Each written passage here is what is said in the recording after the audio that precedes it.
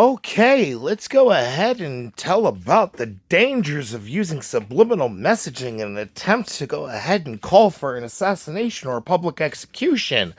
Well, at the same time, the executioner did not understand exactly who they had set to make their mark. All right? So, subliminal messaging. Going ahead and pointing out correlations. One that I ended up pointing out today: scumbag, bogus army shirt. 14 years ago, that video was posted. 4 years ago, candy coated lies by Hot Milk, bogus army. Same font, except sure it says dirt. Gave the sign as far as, the plane. If you get on that flight, your final destination will be the dirt. All right? Now let's go ahead and talk about more correlations, because obviously if we're talking about, financial improprieties and investigations, obviously you need to be able to have some, evidentiary burden to be able to establish, right? Now, if anybody has been paying attention since the Oracle Tarot, as far as the breadcrumbing and connecting the pieces, all right? And remember the whole warning or the all heads up of, we talk through music. Hold on. Nova, Rockefeller.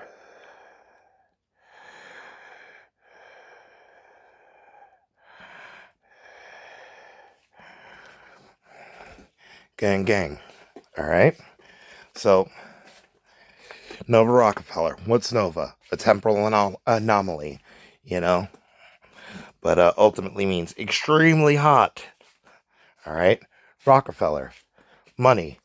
Rockefeller laws. Financial propriety laws. Rockefeller records. All right. Now, the stuff that's surfacing when it comes to Diddy, and it's saying like people are like, wait, there's some shit that's really surfacing to the forefront of mind.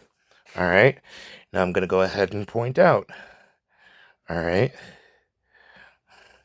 That same band, Hot Milk. Glass spiders. All right.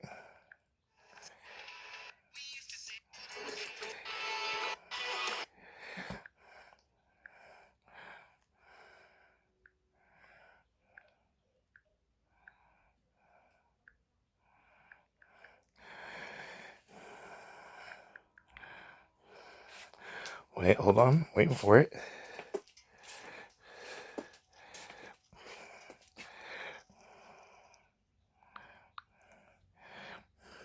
Now, Hot Milk, glass spiders. She's wearing a Gucci shirt. All right.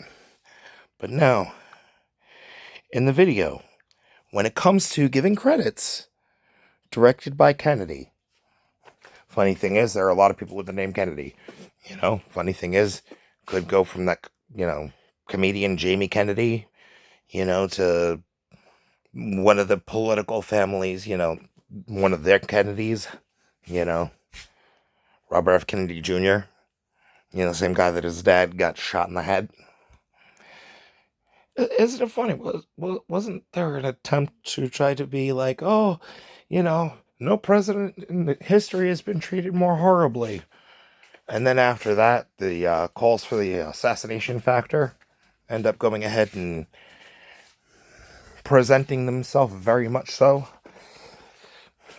And wait, wasn't there a news organization that ended up not too long ago admitting the factor that Robert F. Kennedy Jr. ended up working with them? Mike Pompidonio and Fair and Cousins, Ring Fire, America's Lair, Fair and Balanced.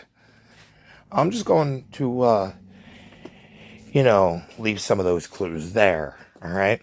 But also, you notice the factor of the way that James Comey was freaking out and wanting to, extend the investigation with no basis to extend the investigation.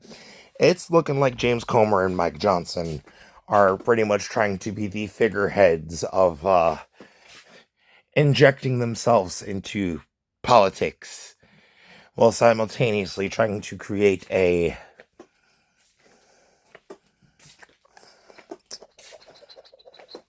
how do we say it? Unspoken,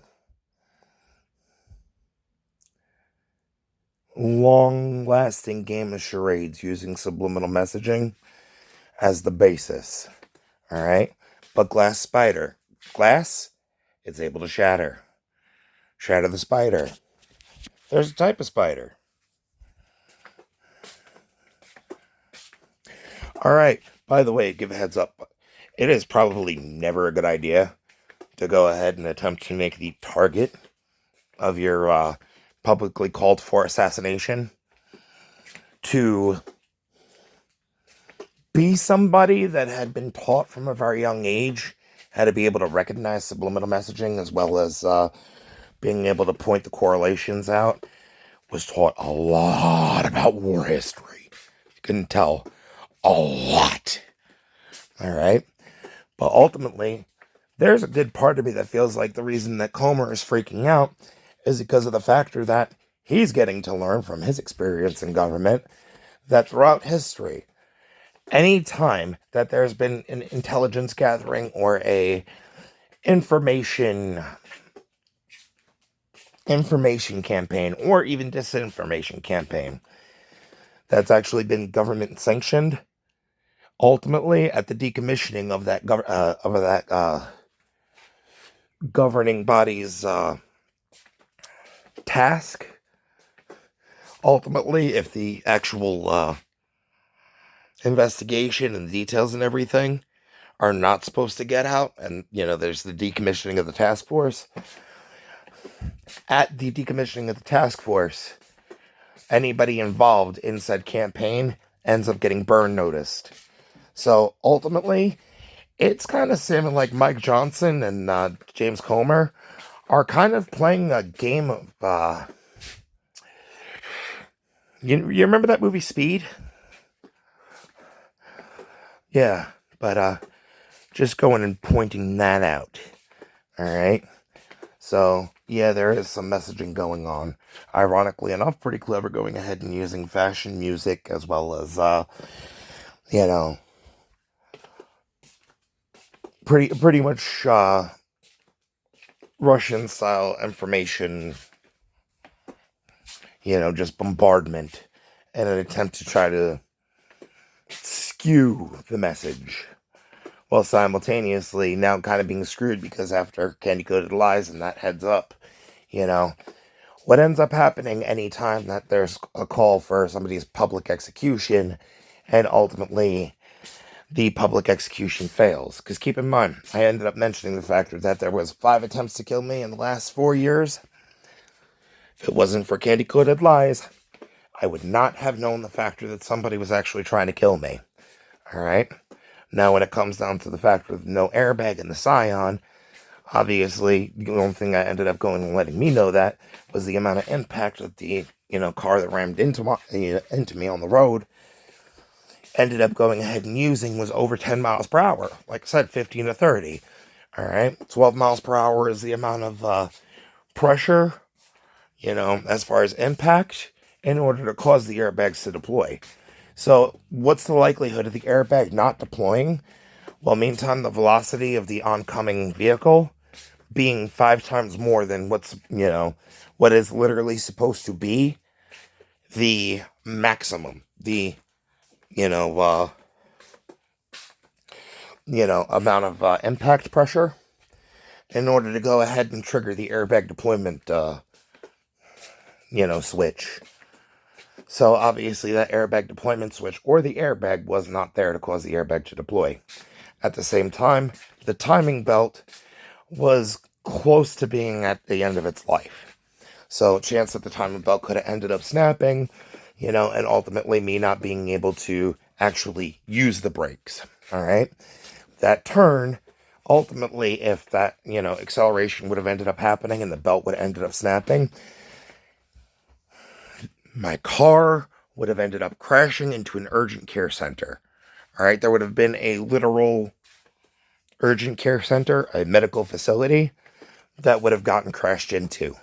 All right, so ultimately, if I did not stop immediately, while simultaneously, when I ended up seeing those headlights, recognizing where the point of impact would end up being, I actually had to go ahead, kick it into reverse just a tiny bit to make sure that didn't end up getting the door bend, because of the factor that ultimately the angle that the car was positioned at, like the diagonal angle, in comparison to the hill and their point of impact, would have been enough that if it would have actually just hit right here, right between the, you know, passenger front door and passenger back door, it would have ended up crushing the car, just like a T-bone, and then would have sent the car rolling down the Dollar General hill, and ultimately, the end trajectory, the car would have been upside down, considering the factor of, the heat of the pistons, in the combustion process. Upside down would have caused all of the oil to end up going through the hot engine as well as the other fluids, which would have been enough, at that heat to go ahead and send the car ablaze. So I'm just saying, provable. And now that I'm pointing out some of the subliminal messages, are there starting to be more people inclined to listen to me when I give warnings?